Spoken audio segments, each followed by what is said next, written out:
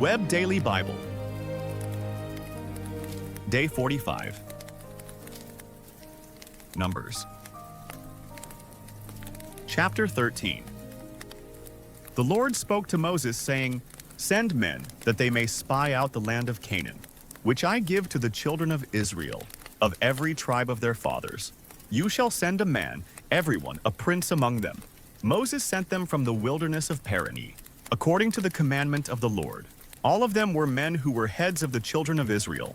These were their names of the tribe of Reuben: Shammua, the son of Zachar; of the tribe of Simeon, Shaphat, the son of Hori; of the tribe of Judah, Caleb, the son of Jephunneh; of the tribe of Issachar, Igal, the son of Joseph; of the tribe of Ephraim, Hoshea, the son of Nun; of the tribe of Benjamin, Palti, the son of Raphu; of the tribe of Zebulun, Gaddiel, the son of Sodi; of the tribe of Joseph; of the tribe of Manasseh, Gadi, the son of Suzi; of the tribe of Dan, Amiel, the son of Gemali; of the tribe of Asher, Sethur, the son of Michael; of the tribe of Naphtali, Nabi, the son of Vopsi; of the tribe of Gad, Guel, the son of Machi. These are the names of the men whom Moses sent to spy out the land. Moses called Hoshea, the son of Nun, Joshua. Moses sent them to spy out the land of Canaan, and said to them, "Go up this way by the south and go up into the hill country. See the land, what it is, and the people who dwell therein, whether they are strong or weak, whether they are few or many, and what the land is that they dwell in, whether it is good or bad, and what cities they are that they dwell in, whether in camps or in strongholds, and what the land is, whether it is fertile or poor, whether there is wood therein or not. Be courageous and bring some of the fruit of the land." Now the time was the time of the first ripe grapes.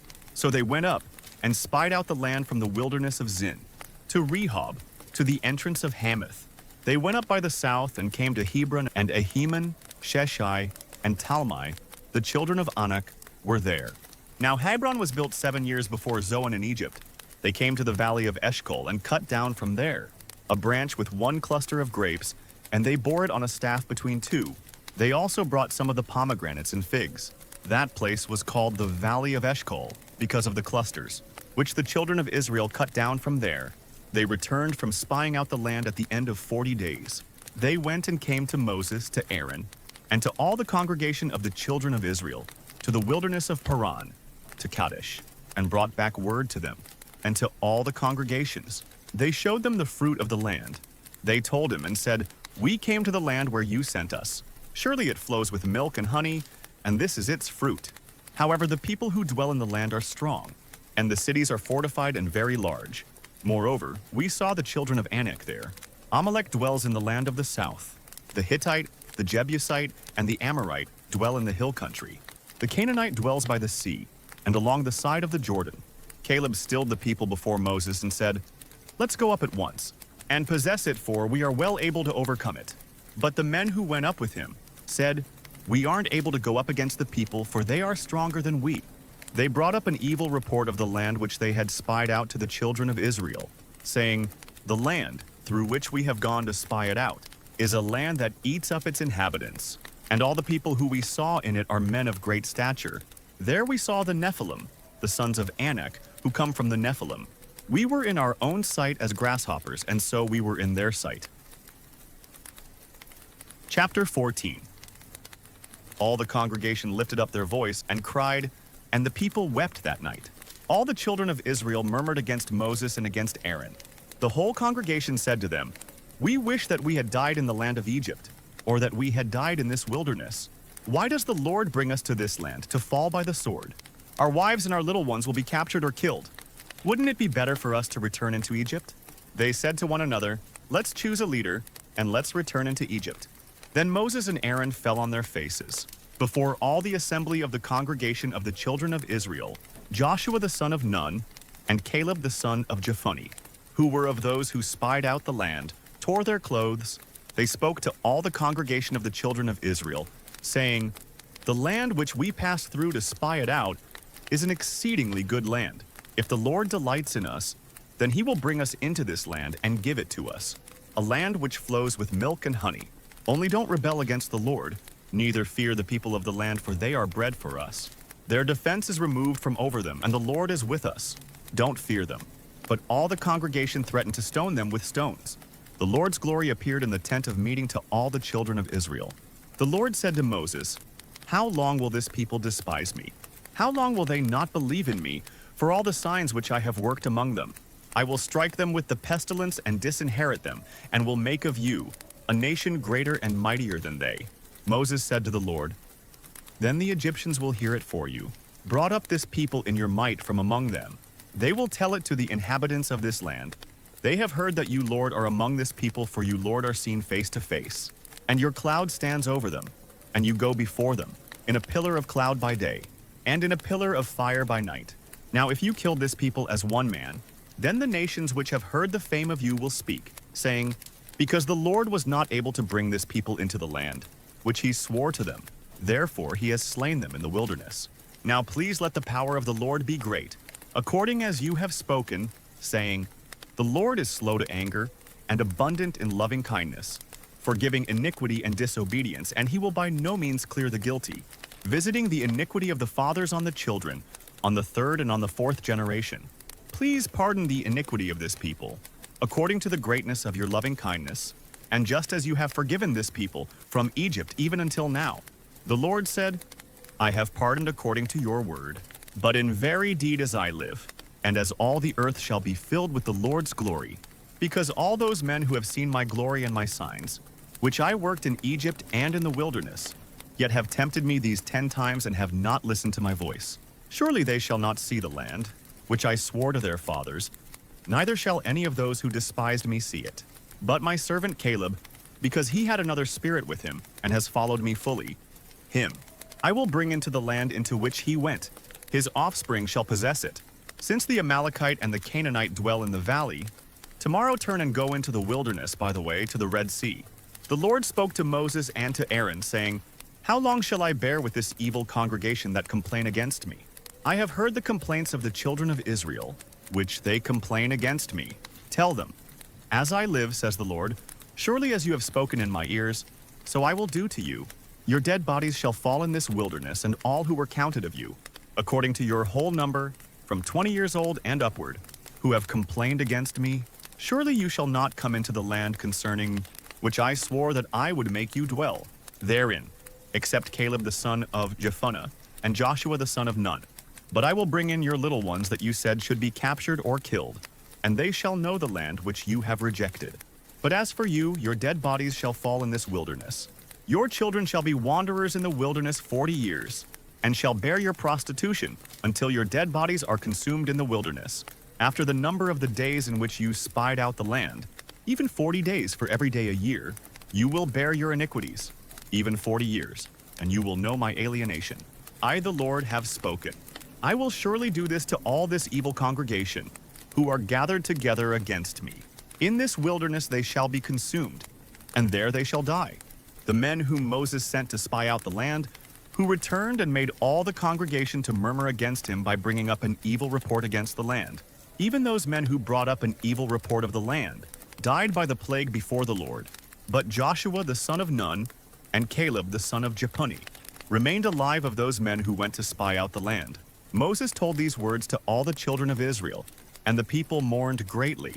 They rose up early in the morning and went up to the top of the mountain, saying, Behold, we are here, and will go up to the place which the Lord has promised, for we have sinned. Moses said, Why now do you disobey the commandment of the Lord?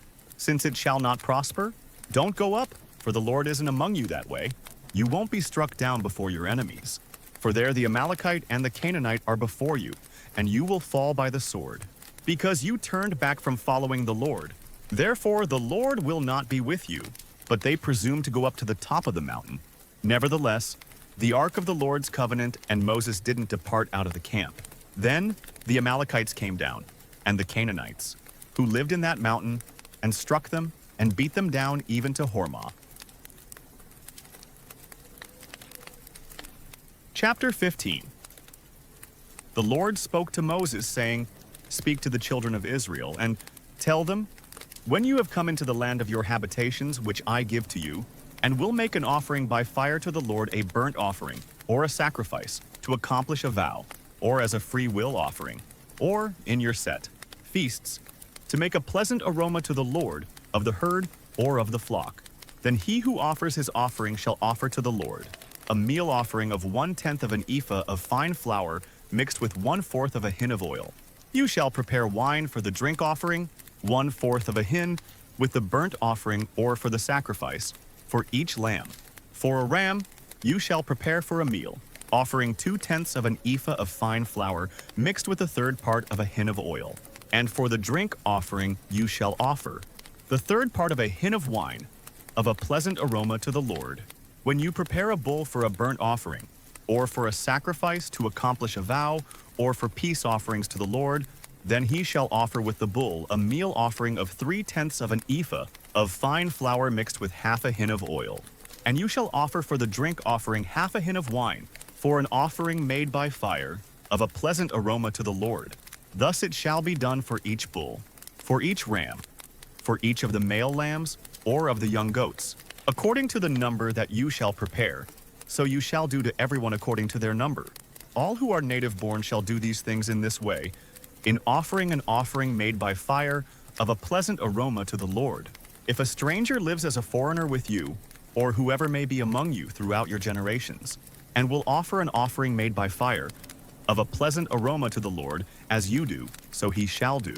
For the assembly there shall be one statute for you, and for the stranger who lives as a foreigner, a statute forever throughout your generations. As you are, so the foreigner shall be before the Lord. One law and one ordinance shall be for you and for the stranger, who lives as a foreigner with you. The Lord spoke to Moses, saying, Speak to the children of Israel, and tell them, When you come into the land where I bring you, then it shall be that when you eat of the bread of the land, you shall offer up a wave offering to the Lord. Of the first of your dough you shall offer up a cake for a wave offering. As the wave offering of the threshing floor, so you shall heave it.